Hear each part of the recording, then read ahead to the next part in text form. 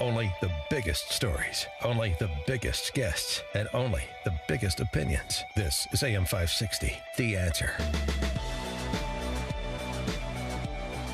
Good morning, Dan and Amy. Well, who else might meddle in the midterms? It's not just the Russians. And by the way, an important pronouncement that was made by the federal government, including Rod Rosenstein, when he announced the indictment in absentia of Russian election meddlers, that, again, Dan Coates saying the same thing. We face threats from other parties who are on again, off again antagonists of America. There are other spy agencies. There are other countries that mean to do America harm. Like China. Correct. And there's also people in this country that mean to manipulate elections. You know, like in the city of Chicago when Democrats institute the city key ID.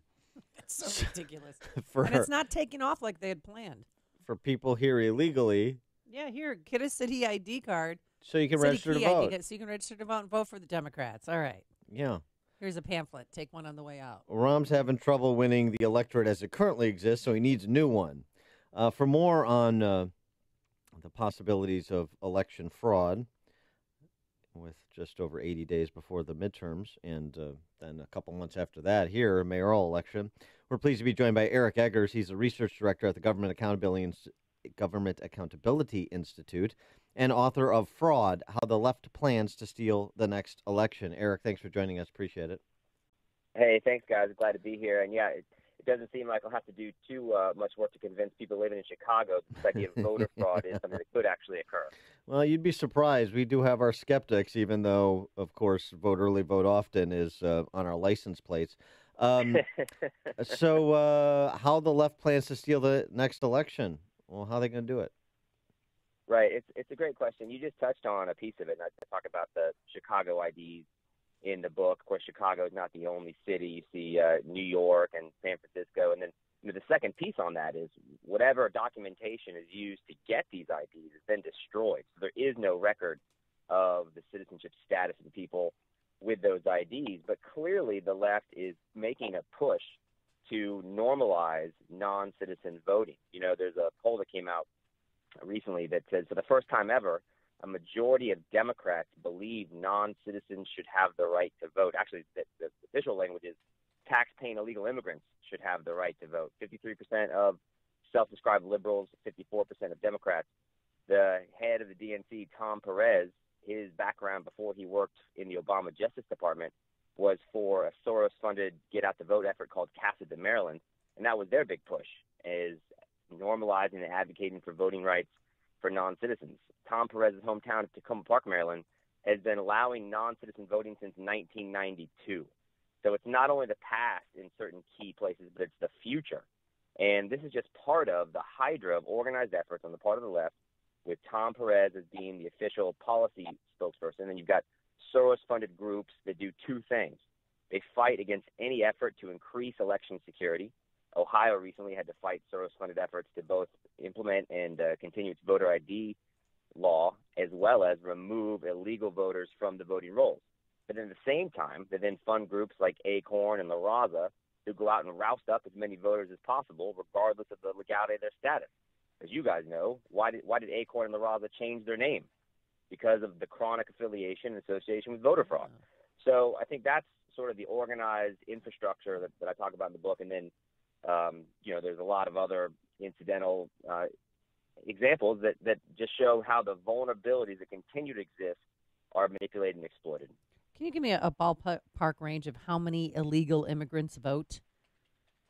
Yeah, it's a great question. There's some stats that show as many as 3 million. That was an academic study actually from the 2008 election.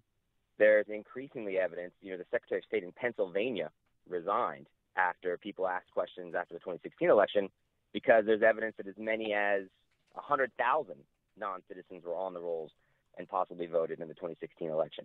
I mean, the reality is this.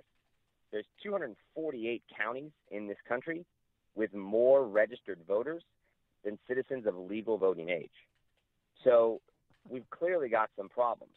The Obama Commission on Election Administration has estimated that as many as 16 million voter registrations in this country are inaccurate or flawed.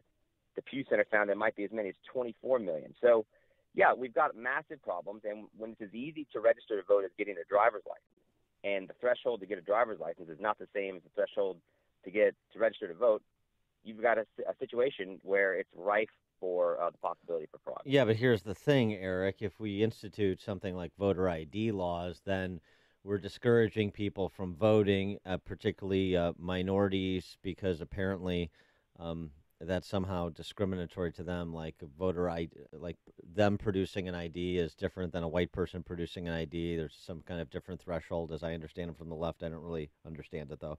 But voter ID laws. Dan, I'm going to have to ask you not to use, racially inflammatory rhetoric on the program. Yeah, white was white. Was that the thing that offended you? Well, I don't want to get into my intersectionality, but the point is that it's clearly what you just said. You hear that it's racist all the time, even though, and I know you guys know this, states like Alabama and Georgia and Ohio have actually seen increases in minority turnout after they've implemented voter ID laws. So there's no evidence to support that voter ID suppresses or oppresses minority turnout. And if you wanted to get on an airplane, or if you wanted to actually go to the Democratic National Convention in 2016, you'd needed a driver's license.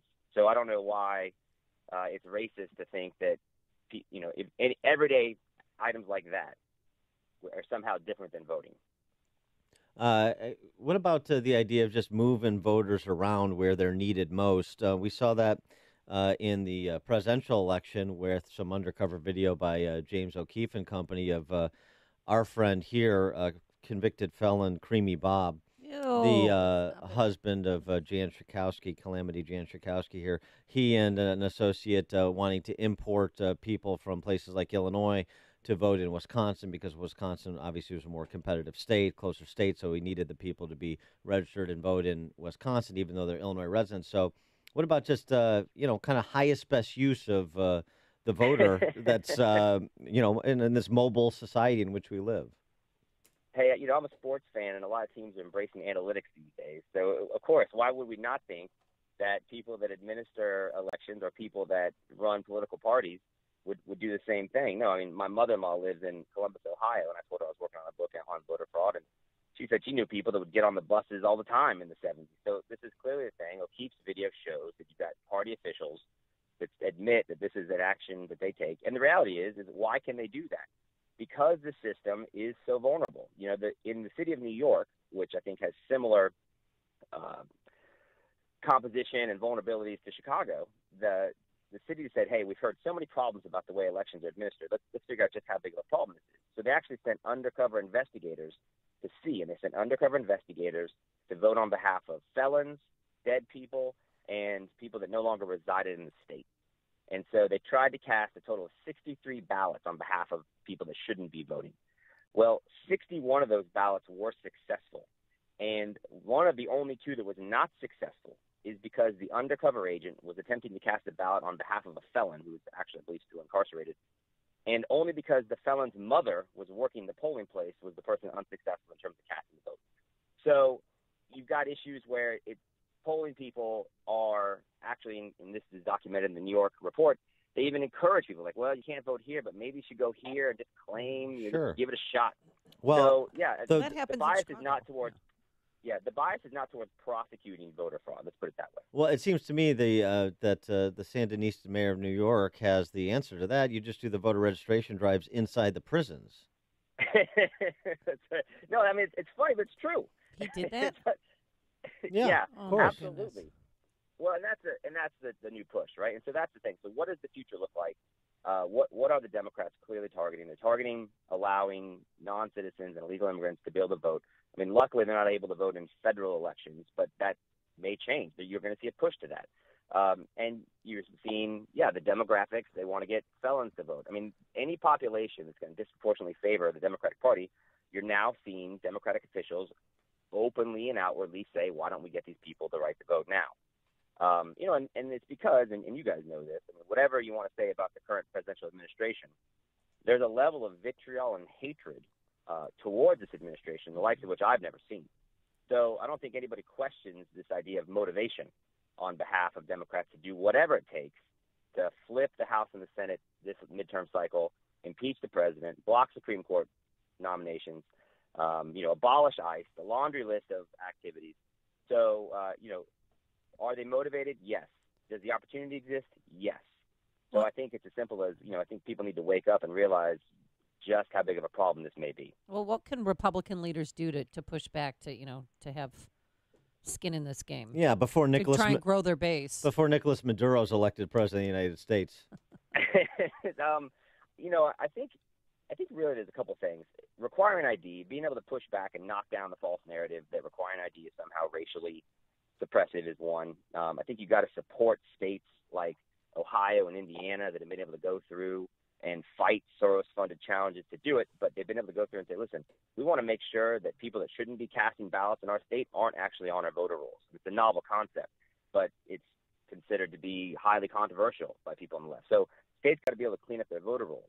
And as other people have said, why can't we have some level of verification at the federal level of citizenship when you register to vote? I mean, that doesn't happen. That's why people call registering to vote an honor system. And here's the irony, really, for people that are truly progressives at heart and believe in these humanist ideals. These vulnerabilities that the left has fought to make sure they still exist, they end up exploiting and victimizing the most vulnerable populations. So non-citizens end up becoming the unwitting victims of these Soros-funded groups because they register to vote just when they check a box on their driver's license. And they don't necessarily know that they're committing a crime, but by doing that, it actually means they can never become naturalized citizens, and they may even face deportation.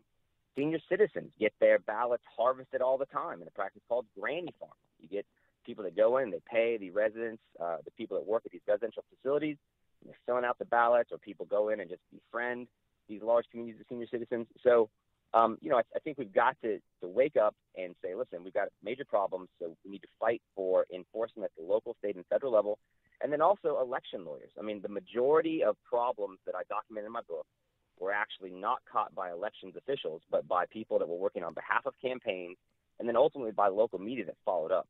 So I would say lawyers, let's make sure you've got people that are working with the election offices to make sure the elections are as fair and accurate as possible. Yeah, ballot integrity programs in states that have a Republican Party. Illinois, unfortunately, not one of them. But you're. It's really interesting too. It's in the timing of this, not just because we're 80 days from an election, but also because we're so focused, understandably so, on foreign interference in our elections. Okay, so let's have a conversation about interference in our elections writ large, foreign and domestic. So the timing of this book couldn't be better. He's Eric Eggers, research director at the Government Accountability Institute. The book, Fraud, How the Left Plans to Steal the Next Election. Eric, thanks for joining us. Appreciate it. Hey, it was great to be here. Thanks, guys. And he joined us on our turnkey.pro answer line. There's only one